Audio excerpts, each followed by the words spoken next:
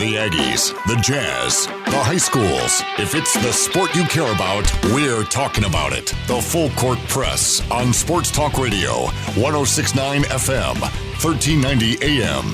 The Fan.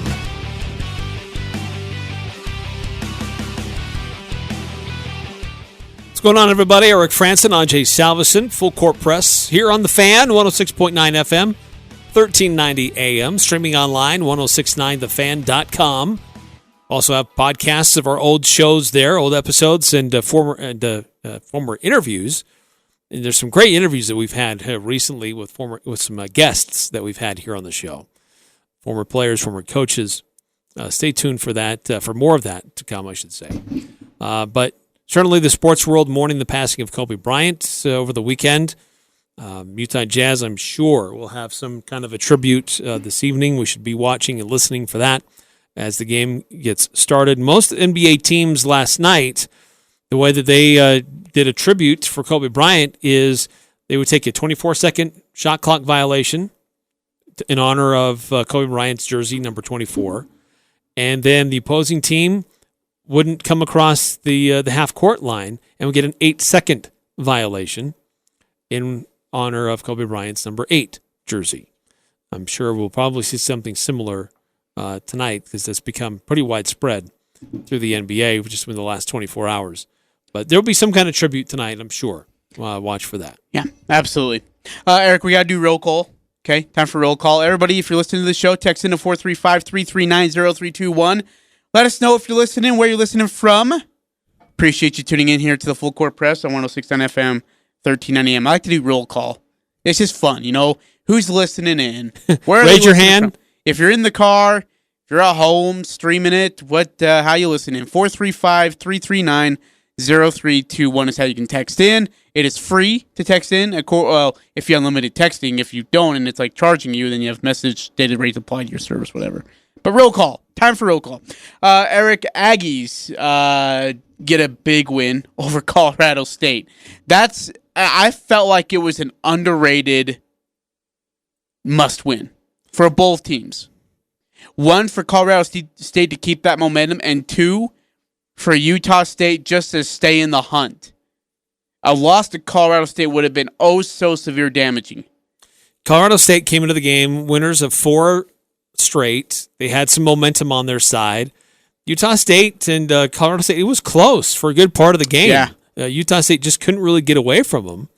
And then the last part of about midway through, a little more than midway through the second half, Colorado State just went ice cold. After they took a lead, 52-50, they just didn't really do much of anything for the next several minutes. They didn't score another bucket until Utah State had a 13, 14-point lead. And you want to know where it started? The block by Alfonso with 10-13 left. Oh, that from behind? The chase down block. Incredible. A bad turnover by Brito. Turned into a breakaway layup from Martin. And then Alfonso from out of nowhere comes behind, gets the block. And then Colorado State doesn't score in that possession. Utah State comes and scores on their possession. And then the floodgates just opened. Like it was over. I mean, he turned that whole thing around. That's when the game really did change. And I thought Alfonso was really good last night, actually, or on Saturday night. 4-6 from the field. He also he had 8 points. He had 3 rebounds. That was all in 11 minutes. Yeah, and doing a lot of things that don't always show up. I was going to say, defensively, I thought he was really good. Yes. And by the way, his footwork in the post is so good. It's patient. It's not jittery.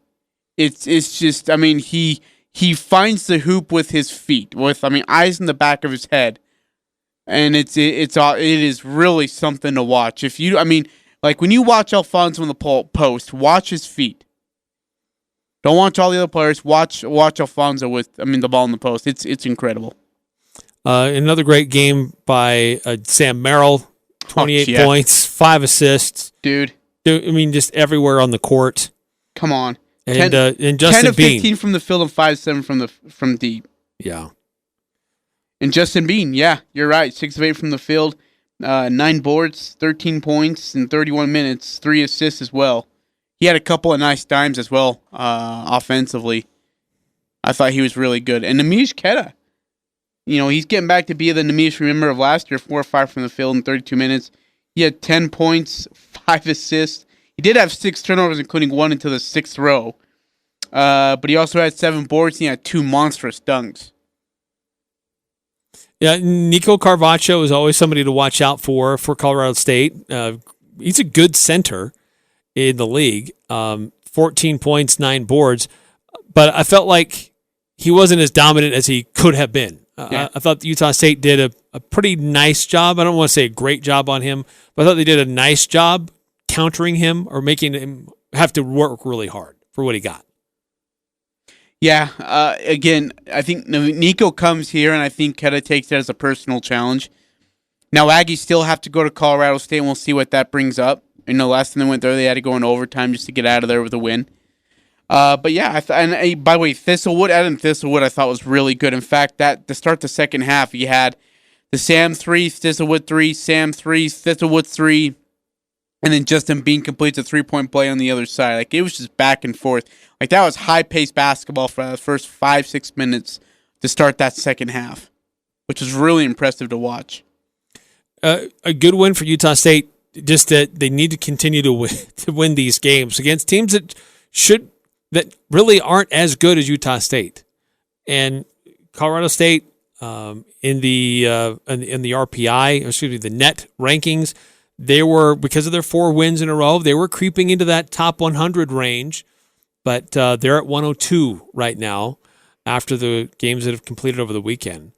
But really the test for Utah State is how can they play on the road? They're only 1-4 on the road, not counting neutral site locations. They're only 1-4 on the road, Ajay. Mm-hmm. This is a team that has to figure out how to put their stuff together to play well away from the spectrum.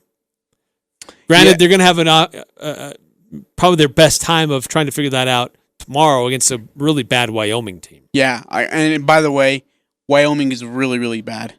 They do not have a lot of, if anything, going for them. They're struggling, and it's almost a tune-up. Like, look, now that you got that win, and you'll go get the win tomorrow against Wyoming, you've got momentum going into San Diego State. Now, how much that momentum is going to matter, we'll find out. But you got at least a little bit of momentum heading into San Diego State. And then, it's really a tough stretch here. Think about it, Eric. San Diego State on Saturday, UNLV on Tuesday, Boise State, who got you in Boise, you get them on the following Saturday. And then the following week, you're back on the road, and you are at Colorado State and Fresno State, which are no gimmies. No, they're not. 2197 text in and says Wyoming is dangerous. If you watched, my thing will work here. Sorry, if you've watched them, they have some good players. Couldn't agree more. They have a local kid, right, Eric? Hendricks. Is it Jake Hendricks? Oh, yeah, that's right. He shoots. He's a very, very high volume shooter from 3. Very high volume shooter from 3. They take a chunk of their shots from deep. Hendricks is really the most consistent one, and he's really not that consistent. But you're right. Wyoming is a dangerous basketball team. When you have nothing to play for, that's when it's the most scary. Right. So what Utah State can't do is let them hang around. Yeah. In fact, it was interesting. After Namish got that ferocious dunk late in the second half, Colorado State went to timeout, and then coming out of the huddle, because I rewatched the game on TV. I like to do that to see what I've missed. And you miss so much when you're just sitting there at the front. But you saw Craig look at Namish and say, finish it. And Namish is kind of like, okay. And he did. I thought Namish down the stretch defensively was really, really good. And that's really been the theme this year, is to finish games. Whether it was LSU, you had to finish it. You had Boise State, Boise State, you didn't finish it, really. And UNLV, you didn't. Air Force. Nevada, they almost didn't finish. Yep. Colorado State, they finally finished. Now, they only have one true road win, right? San Jose State. Yep. Only one true road win. They need to go get this slate. They have to get Wyoming tomorrow, and they'd really help if they could get Colorado State, just to even get a sniff of that at-large conversation once again. So you bring up the at-large conversation. So ESPN doesn't have them in their bracketology. Jerry Palm for CBS Sports does. He has Utah State as an 11 seed. Oh. He thinks their resume is strong enough and thinks that with the games remaining, Utah State should still be considered an at-large team, and the Mountain West would get 2 teams in. ESPN, they've got this thing called BPI versus bracketology. And their prediction is that USU has a 72% chance of making the tournament. And there's an 80% chance the Mountain West gets 2 teams into the tournament. Drugs. I'm sorry, but that's not happening unless we beat San Diego State. Like, for any chance of that conversation to actually become a reality, they have to beat San Diego State. Because they don't have a true road win that's quality one. They don't. They need one on their resume, or else this isn't happening. There's no way. But they have some neutral site victories, which are nice. But remember, they got swept by the WCC and losing to St. Mary's and BYU. They have to get San Diego State for even a conversation to be considerable of an at-large bid. If they don't beat San Diego State, wash that out the window. They have to win the tournament. Here's just a little something else to chew on from ESPN and their BPI versus bracketology story that they put out earlier today. Aggie standouts Sam Merrill and Justin Bean, both in the top 35 in the nation in adjusted win shares. Duke, Maryland, and Minnesota are the only other teams with 2 players in the top 35 in that category. Tomorrow on Twitter, I'm going to put out an interesting poll. Been doing some research and some studying, and I think it's time that we really get the true sauce to the answer. So you can follow me on Twitter at Ajay Salvi, but I'm doing some research currently on some things, and it involves that individual you just discussed. Jerry Palm? No, Sam Merrill. Oh, Sam Merrill, Justin Bean. Well, Justin Bean, not so much. So the question is, and Hurricane John Newbold poses this and replied to this, and I think it goes to a discussion we've been having. John Newbold says this: I think if they keep winning, they should be in, even if they lose to San Diego State again. No. I think that Utah State, that the only way that does happen is if Utah State is in the championship game of the Mountain West tournament. Bingo. Yep. I don't know that they necessarily need to absolutely win the tournament to be an at-large team. I agree. But I think they need to make it to the championship game. I agree. And lose to San Diego State this weekend, win all your other games, be in the championship, lose the championship, and then they could get in. I think they get in. I think they get in with that. Because LSU continues to play well. Florida is playing well. Those are great wins that Utah State has on their resume. But the Air Force loss is an embarrassing loss. That's a bad loss. And UNLV is not a great loss. Well, and you had some good chance to pick some big wins with St. Mary's and BYU, and you couldn't do it. No. In close games, couldn't close them out. Now, granted, BYU didn't do themselves any favor by losing to San Francisco. But still, I mean, you had a chance to pick up 2 solid wins, and you couldn't get either of those. Look, if they don't beat San Diego State, they have to get to the championship game. And really, to be very honest with you, I still think they need to win it. Or at least make it like a 5-point game. They have to make it a close game. Well, Craig Smith has to at 25. They're not in it. Craig Smith and his team have to believe that's our only way in. Yeah. Yep. It's true. You cannot rely on absolute stamp that yes, you're in because you won your tournament. Yep. San Diego State's going no matter what. Yeah. They're going. There's no question. There's no way you go this long undefeated and then, one loss detriments your way through. There's no way. Looking at that format, it's crazy to say this, Eric, based on what we've seen so far from Mountain West Conference play. If the Aggies can sweep this weekend and get just a bit of help, they're in second place going into next week against UNLV in a big showdown. Now they need some help, but they could have a share of second place going into next week.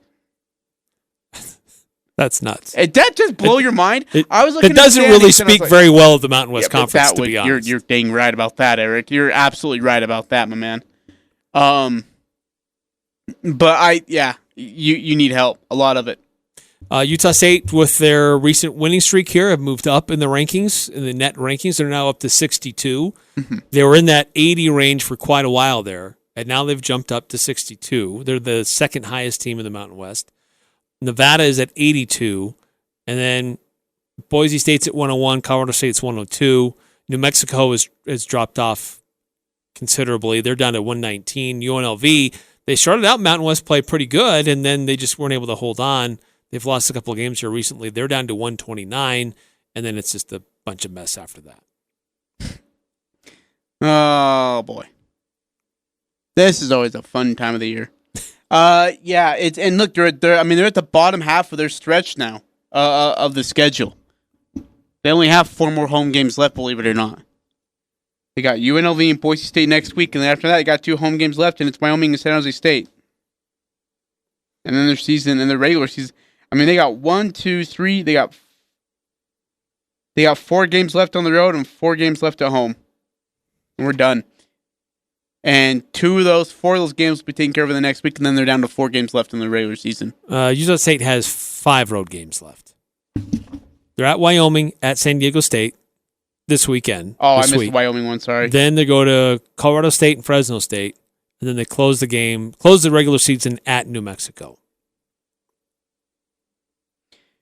Yeah, I mean, I like USU's chances to get wins at all those destinations except for San Diego State. I do too. But you know what? I would have liked their chances to win at Boise State and Air Force a few weeks ago. I like their chances with 4 minutes left in the game against Boise State. It's just... Let's not go there. It brings back trauma. We'll get into Illinois, Wyoming tomorrow, and to be very honest with you, I know there's a danger to Wyoming, but there's not a lot to worry about. Not to say that Craig Smith won't have his team ready. I'm just saying from a media/fan perspective, there's not a lot to worry about with Wyoming. There's news coming out of New Mexico. We talked about this. We teased this earlier. Some bad news coming out of New Mexico. Albuquerque Journal can confirm that there was a New Mexico female student athlete who was shot at a party early Sunday. Multiple athletes from various different New Mexico sports teams were at this party. It was a home that was an Airbnb that was rented by Lobo Laquan Lyle. Football recruits were there. Athletes, no athletes are said to be accused in the shooting aspect of the incident. Athletics are aware. All coaches of all sports are aware. Party was heavily promoted, apparently. There were flyers. Other students from the university were there.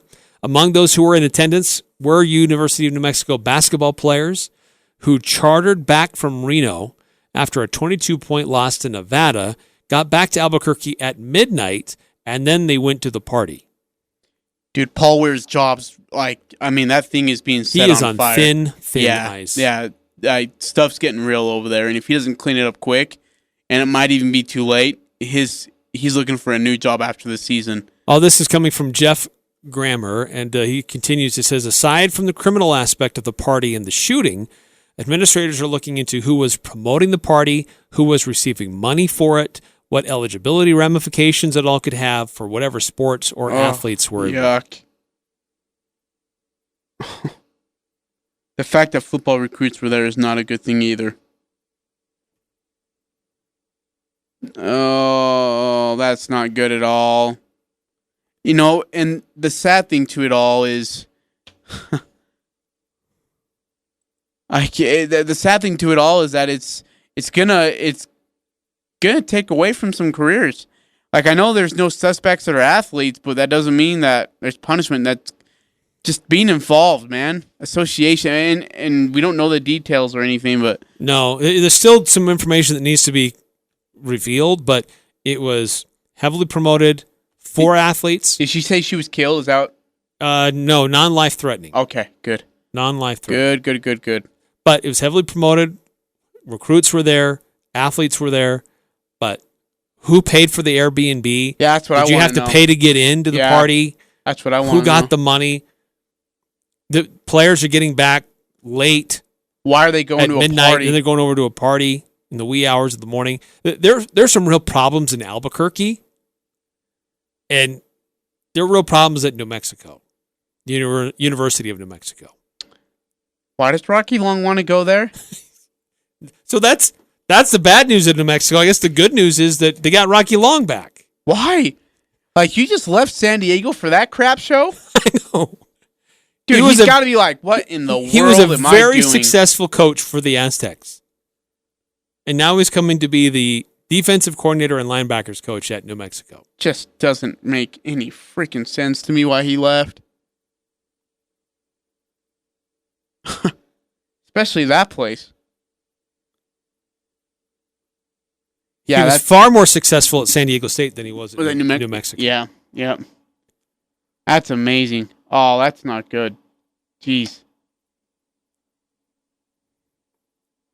Anyway, it's a mess in Albuquerque with the Lobos. Utah State plays there on Saturday, February 29th. We'll see what type of situation it looks like by then. A lot could happen between now and then. Yeah. Oh, yeah. Absolutely. A lot will happen between now and then. They've had players suspended, players kicked off the team because of violent actions against women, and now this. Yeah, dude, it hasn't gotten any better. No. All right, coming up next year in the Full Court Press, more about Utah State and Mountain West standings, who else won over the weekend. We'll also look at what's going on, current standings in high school basketball. The latest RPI standings for 4A basketball for both the boys and the girls have been released. We'll update you on those as well. Coming up next here on the Full Court Press. Stay well. It's the Full Court Press, weekday afternoons from 4 to 6 on Sports Talk Radio, 106.9 FM, 1390 AM. The Fan.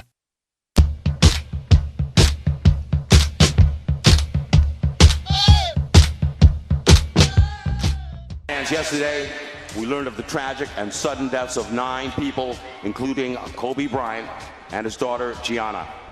A legendary talent and 2-time Olympic gold medalist, Kobe was an inspiration to many of the people on the floor tonight and was an advocate for women's basketball and did as much to grow the game globally as anyone in recent memory.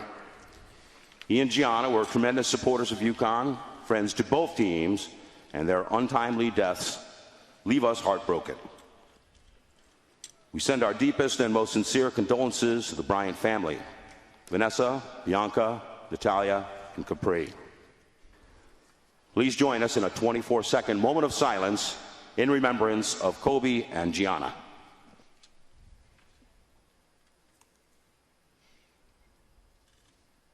Yeah, this is what was playing out this evening ahead of the UConn and Team USA game.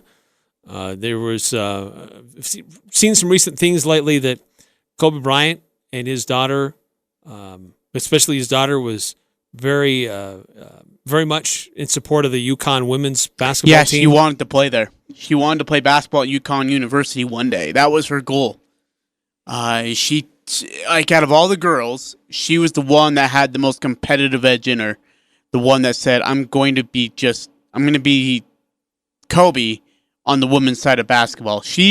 And according to some people, she was really special as a basketball player. She had a gift at her age. Just the knowledge. I mean, the knowledge was insane, I guess. I mean, that helps you live with Kobe Bryant. That's your dad. But she had a knowledge of the game and an understanding of the game in a deep, deep manner that made her just better than anybody else on the whole entire court. So with that, man, it's crazy. I just it blows my mind that she's gone, that he's gone, and we think about the other 7 who were on the plane who lost their life too. One was the JUCO baseball coach, and him and his family were killed. It's just sickening, and I keep saying it's not real, and obviously that doesn't work. It's just when TMZ revealed it, I thought it was, dude, you're stupid, you're dumb. Get off social media, TMZ. And then all of a sudden, like when Woj put it out, then I was like, dude, hold on a damn minute. Like, give us a moment to breathe. It still is, it mind boggles me, man. Like I said, I still remember my very first show with you guys. It was about Kobe. I was so excited to talk Kobe Bryant. I was thrilled. I couldn't wait to talk about my favorite player in basketball, and he was God gifted. Let me ask you, I know we got other stuff we got to talk about, but, where do you put Kobe in your ranking of greatest ever? I know that's not appropriate to have a conversation probably like this the day after a death, but let's do it. I think that greatest ever. He's got to be in the top 5. See, I see my top 5. He's not my number 1, but he's in my top 5. I think Michael Jordan's up there. And Michael Jordan's my number 1. Kareem's got to be up there. I think it's my number 3. I think you have to have LeBron. He's my number 2. Part of the discussion. Bird's got to be in that discussion probably. Magic Johnson might have to be in that discussion at some point. But then you're leaving a guy like, Oscar O, John Havlicek, Bill Russell, Wilt Chamberlain. I mean, dude, that list goes on and on and on, and it's tough, man. It's tough. That top 5 is filled with people and athletes, of NBA athletes who are just have changed the game in their own way. But Kobe, look, for the fact that people who even hated Kobe are depressed today, tells you enough. That's a good way of putting it. Yeah, that just sucks. And then again, I mean, him being announced in the 2020 Hall of Fame is great, but I just out of due respect for Tim Duncan and Kevin Garnett, you make them wait for one more year because you know that they're walking into a shadow of Kobe Bryant. And on the outside, they're going to say, you know what, it's right. Kobe's one of the greatest ever, changed the game, yada, yada, yada. But at the same time, Tim Duncan's got to be like, what in the freaking world? I won 5 NBA championships, won one of the greatest dynasties ever, one of them, with one of the greatest coaches ever. And I'm going to sit in Kobe's shadow, my Western Conference rival, for how many years? At a Hall of Fame. And again, John Stockton did it, Dave Robinson did it when they were in double with Michael Jordan, but that was different. Stockton and Robinson were more than happy to sit in just that little corner while everybody interviewed Jordan. They were thrilled with that idea. I would judge Tim Duncan to be kind of similar. You think so? Kevin Garnett might have a different opinion. But he doesn't have as high as a resume, man. It's just crazy. He doesn't. No. So do you think it's just those 3? I mean, with the aspect of Kobe dying, do you think they just take those 3 and call it we're good? Ooh. That's a good question. In fact, I don't know who's eligible this year, actually. I'm just looking up that myself. NBA, what is it? NBA eligible list? What is you eligible? Chris Bosh is the other one. He's not getting in. Not this year. The nominee list is Kobe Bryant, Tim Duncan, Kevin Garnett, and Chris Bosh. Those are 4 of the 50, but those are the 4 most notable. Oh, Mark Eaton's on the list. Yeah, he's not getting in. Is Chris Webber eligible? Nuh-uh. Is that true? Chris Webber's eligible? Sorry, Chris, dude. Let's see. Sean Marion's eligible. Michael Finley's eligible. Yeah, forget it. Kobe, Tim, and Kevin. Nobody else. And and to be honest with you, I feel bad for anybody else who does get elected in. Because you are a, I hate to say it, but you are a side dish. You are an appetizer. I mean, between Bryant, Duncan, Garnett, and Bosh, that's 13 NBA championships, 4 MVP trophies. Good heck. 5 NBA Finals MVP awards, 59 All-Star appearances. Yeah, good luck anybody else on that list getting any attention. Yeah, and then what, Tamika Catchings, one of the great women's players ever in the WNBA game and in the women's college game, is eligible. She might get in. I think she might have a chance to get in. So it'll be Kobe, Tim, Kevin, and Tamika. I laugh with respect, I swear, but it's not looking great, Bob. And this list didn't just come out today. Let's keep that in mind. This came out about a month ago. Yeah, it's been out for a while. But, man, we're going to miss, dude, I wanted to hear it. I wanted to hear Kobe Bryant's speech. I wanted to hear the stories because you know that him and Tim and Kevin, I mean, they probably would have sat him down and said, tell us about it. I love listening to the inside stories. And I'm sure Kobe and Tim had a lot of those. Battling against each other in the Western Conference for supremacy. I'm sure Kobe Bryant and Kevin Garnett had a few of those. In their trips to two NBA Finals appearances against each other and one Western Conference Finals appearance against each other in 2004 when Kevin Garnett was with the Wolves. I would love to hear those stories from because Kobe's such a great storyteller. As I've watched interviews and such for a long time, he's a great storyteller. So it's true. All right, let's find out what else happened around the Mountain West over the weekend. We know Utah State got the win. Yep. What about some of the other games? There was a doozy on Sunday between San Diego State and UNLV, and UNLV is certainly had some history with playing some top-level teams at their house and beating them.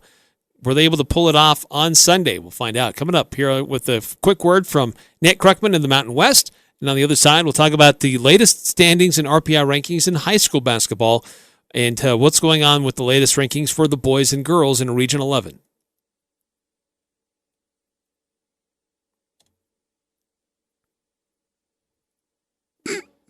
For some reason, doesn't want to play any audio. Remember when this happened to us the other day? Okay, you know what? Now, every time that this happens, you always blame me when I'm on that side. And then, when it's you over there, oh, no, it's the board's fault. Ain't working. Oh, man. Wait, is it really not working, though? Or are you just lying? Are you lying to me? Let's try it again. This is your Mountain West basketball update with Nate Kreckman. Malachi Flynn continues to make his case to be the Mountain West Player of the Year as number 4 San Diego State wins in Las Vegas Sunday to go to 21-0. Say it again. Can you get a stop? Yes. Stolen by KJ Fagan. Beautiful ahead to Malachi. Puts it up and got it.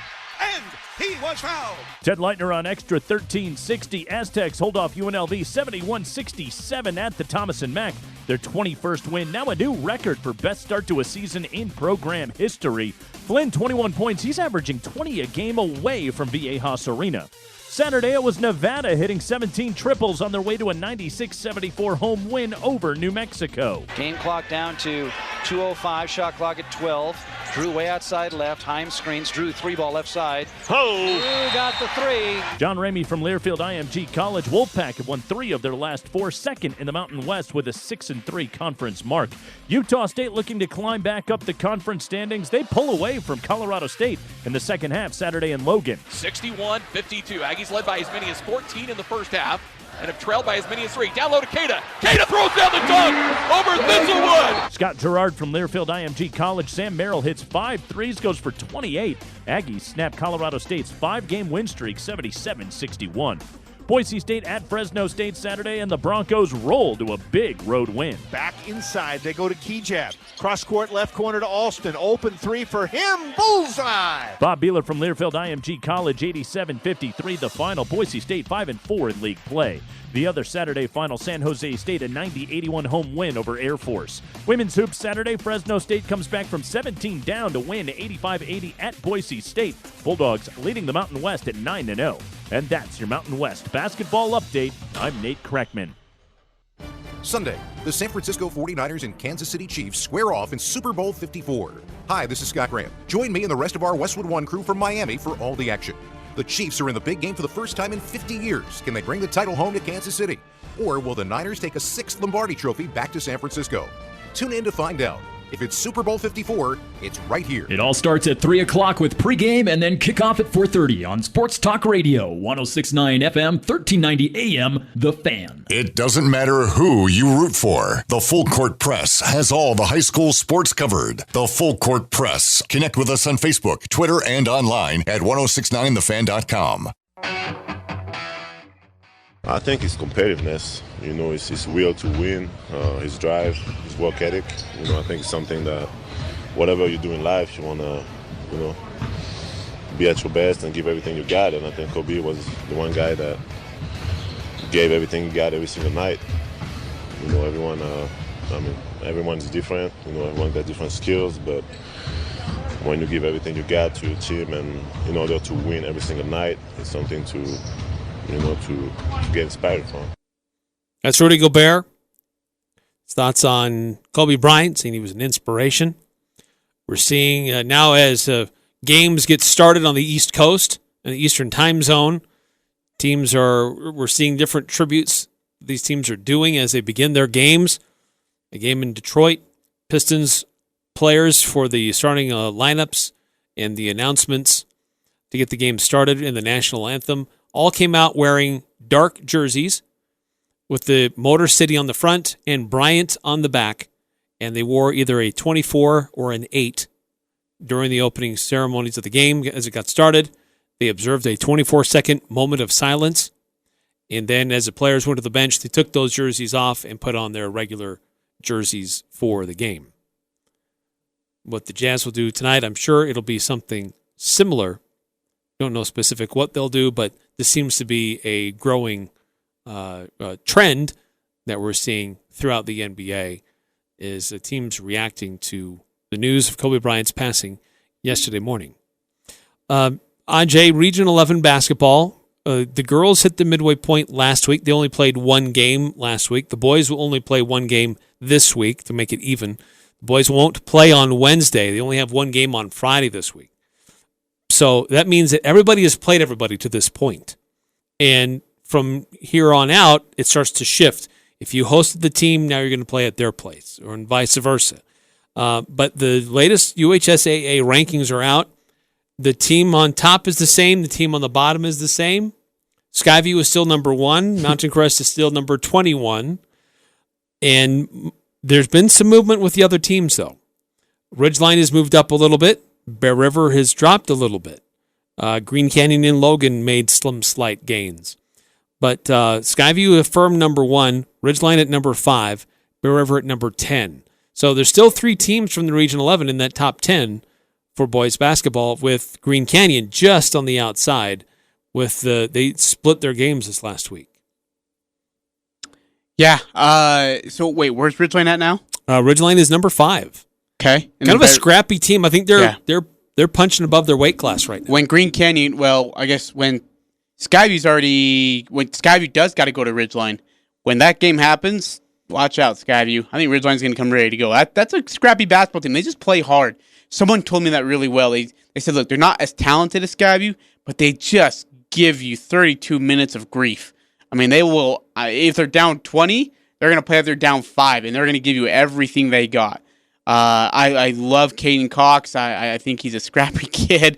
It's a good basketball team. It really is. And then they got the Jacob Salvesen kid too. Who's actually a pretty good ball player himself. He's kind of one of their main cats, and so Ridgeline's nowhere near out of this. By the way, of hanging in there with Skyview. On the other hand, Mountain Crest is struggling immensely. I know they're giving it what they can with what they have. It's sad, and it's a bummer, but that RPI gives you a chance. The way the RPI is now, it gives you a chance to go play some of the best. And what's funny is that if Mountain Crest wins that first game, they play Skyview because they're the last team in the rankings. They'd face the number 1 team, and that's Skyview, and that'd be at Skyview. So, right, if the playoffs started today, Mountain Crest would play Green Canyon. Yeah, and if they were to win that game, then they'd play Skyview. So crazy. Your region games would just continue if you're the Mustangs in that case. Green Canyon's another really interesting team. They had a squeak by Bear River on a last second game-winning shot. It was on Friday. McKay Jorgensen. Yeah, I mean, it's this Green Canyon team's tough to figure out, and I can't figure them out yet. They've had some head-scratching losses. They've had a couple of good wins, but nothing defiant, nothing that tells you, hey, look, this is the team you need to watch out for. I'm not sure what's going on over at Green Canyon, but I would imagine they'll get it fixed and ready to go by state playoff time. Yeah, Ridgeline had 2 dominating performances this last week. A 24-point blowout win over Mountain Crest and a 29-point win over Logan. Green Canyon split their week, a loss against Skyview. That game was at Green Canyon. And then they had the last second win over Bear River. And then you look at Bear River, they had a fight. They were kind of scrappy with the Logan Grizzlies on Wednesday. And then, as we mentioned, they lost their game at the last second against Green Canyon. So this is interesting to see what happens after this week, Ajay, where teams have a little extra time to reset, rethink some things, make adjustments with rotations for personnel if they can. and to see how they finish out the rest of the region play. Now, for girls basketball, it's a little bit different. Ridgeline is the number 2 team in the state, and they've pretty much been pretty consistent there. They're 12-4 on the year, but there's some other good teams in Region 11 in the state. When you look at the overall RPI rankings, Green Canyon is number 4, Logan is number 6, Skyview is just on the outside of that top 10. They're at number 11, Bear River at 12, Mountain Crest at 13. So the top 3 are really close, and the bottom 3, if you could call it that, they're also very close. So some good basketball being played by the girls in Region 11. But it's tough. Mountain Crest, they're struggling to get any traction in region play. They have not yet, neither the boys nor the girls have won a game in region play yet. How much do you think that split off really does still affect them with Ridgeline? At this point, probably not much anymore. Okay. I mean, it's been 4 years. Yeah. So anybody that was in the system is out of it now. But, I mean, look, a lot of talent that was feeding through that Providence line, that Millville line, was going to Mountain Crest. And there is a lot of talent over there. So it's hard it's hard to think, if you had this group over here playing with Mountain Crest, what do? Are they in it with Skyview? Are they undefeated? The crazy thing is that baseball seems to be doing just fine. Steve Hansen continues to go as one of the best teams in the state, year in and year out, even despite the split. Just find it weird. By the way, photo galleries of some of these games that we've talked about on CashValleyDaily.com. There's also a photo gallery of the Region 11 swim meet that took place over the weekend. You can check that out as well. So it's all there on Cache Valley Daily. All right, coming up next here on the Full Court Press, some additional thoughts about what's going on tonight. Utah Jazz are in action. We'll update you on who will and who won't play. Starting lineups have been revealed for the game tonight. Not a lot of names that we'll really recognize and be really afraid of, but still, it's an important game for the Jazz to get this one.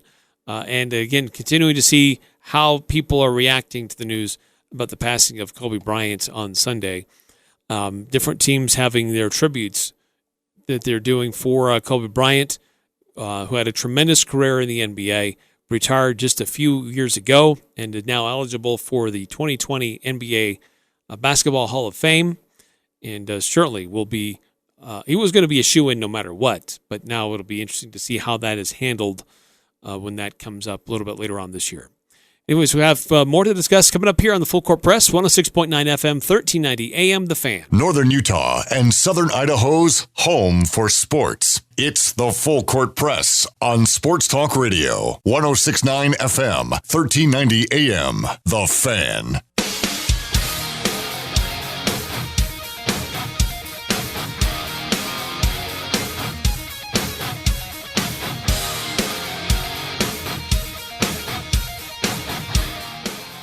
Eric Frandsen, Ajay Salvesen. Utah Jazz taking on the Houston Rockets tonight. Just seeing some pictures of Royce O'Neal coming into the arena wearing a shirt that has Kobe Bryant pictured on it.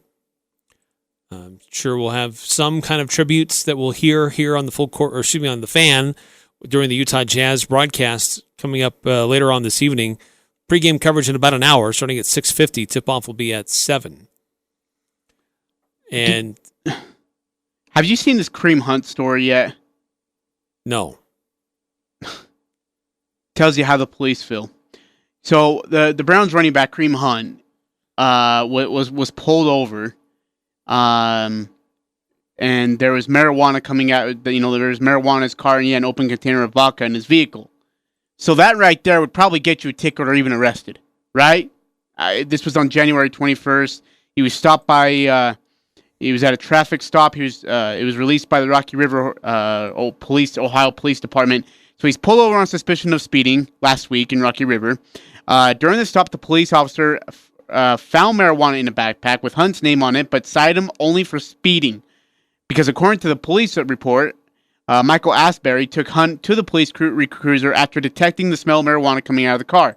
And he said this, I quote, okay, I understand you're with the Browns and all that, because this is on the video of the traffic video. You have my word. If there's nothing in that car, I'm just going to give you a traffic ticket. A traffic ticket is not going to get you in trouble. We constantly stop athletes around here because you're all working in Cleveland. If it's just a traffic ticket, you're not going to get in trouble, man. And then the officer returned to the cruiser with a plastic bag of marijuana. Hunt told him he was on his way to the airport to catch a fly. He said it was his brother's. Then when he was pressed further, he said he'd failed the drug test because he had marijuana in his system. Hunt said that it was the off season and that he was just having a good time. The officer said he would still write Hunt only for a traffic ticket, but would seize the backpack. He said, "I hate to say this, but you of anybody should know you're trying to stay good and stay on the right path, and this is not the way to go. You don't want to screw up over some weed." He said, "Here's what I'm going to do. I'm going to write you a traffic ticket, then I'll just seize the stuff. Fair enough, I'm not going to write you a weed ticket either. Don't lie to me next time." And he said, "Honestly, I'm the biggest Browns fans ever, and I was born and raised in Cleveland, Ohio, and it's frustrating to watch the Browns every single year." And then he let him go. Wow. Very lenient cop. For an open container of vodka and marijuana in his car. Yeah. He's recording all of that. You know he's going to get some repercussions. Oh, yeah, as he should. He should. Nuts. That just amazes me. Sorry, that just blows my mind, the way things are ran. I freaking go 10 over, I'm getting a ticket and told to go report in court. It's amazing. I should tell everybody I'm Kareem Hunt. You're in the wrong state. So a spokesman of Rocky River PD called the officer's actions appropriate. Appropriate? Yeah, I'm not even joking you. They're all Browns fans. Oh, man. How would it be? Blows my mind. Jazz Houston tonight. What's your keys to Jazz winning this one against the Rockets? Well, the Rockets, they're not going to have James Harden. They're not going to have Russell Westbrook. They're not going to have their center. Clint Capella. Yes, Clint Capella. Thank you. So the Rockets are going to try to play small ball and shoot a lot of threes. So I think that the Jazz just have to be quick to their positions, play their game offensively, but just don't give anything don't make it easy for Houston. Yeah, there you go. Don't let them feel like they can do it without their two stars. Yeah, I agree. Finish. Look, you have these guys on the ropes before the game even starts. Go play out of your minds, make shots, play good basketball, and wipe these guys off the court and get them out of the way. Get your starters off the floor, get them some rest. Because again, as we've already mentioned, it's a tough stretch coming up. Hey, really quickly, in case you may have missed it, let's call it that segment, okay? In case you may have missed it, Grand Valley State suspends offensive coordinator Morris Berger for wanting a meal with Adolf Hitler. Yeah, I read about this. Investigates the comments Berger made to a student newspaper regarding Adolf Hitler. He was being interviewed in the Grand Valley Lanthorn paper and was asked which three historical figures Berger would have dinner with. He responded by saying one of his choices would be Adolf Hitler because of his leadership skills. Yikes. Yeah, basically he's saying, I'm really impressed with how he was able to motivate people and get average and below average people to follow him and give their all. And he claimed it. Which, you can find other people in leadership that have done that. But are we just going to gloss over all the bad things that Hitler did and motivated others to do? Super Bowl media nights tonight. Niners and Chiefs, they get their media frenzy on. No Tom Brady. It's Jimmy Garoppolo. Is he the most handsome guy at media day now? Hey, Does he get proposed to? We're going to have the Super Bowl here on the Fan on Sunday. Yes, we will. That'll be awesome. So stay tuned for that. We'll continue to hear from the Hey, maybe we could watch it and listen to it at the same time and have dinner together. We got a break.